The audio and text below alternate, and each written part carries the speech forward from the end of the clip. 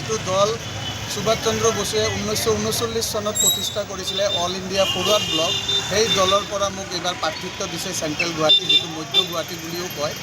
আপোনালোকে এই মধ্য গুৱাহাটীৰ সমূহ ৰাইজক মই বিনম্ৰতাৰে অনুৰোধ কৰিছোঁ, 5 নম্বৰত আছে EVM মেচিনত চিম্বল লায়ন, সিংহ।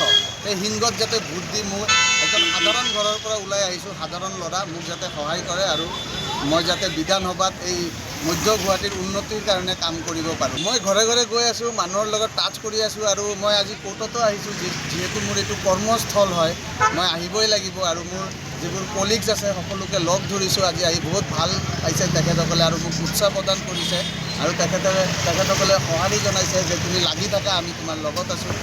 আৰু মই বহুত আনন্দিত হৈছোঁ ইমান সঁহাৰি পোৱাৰ কাৰণে মোৰ কলিগসকলৰ পৰা।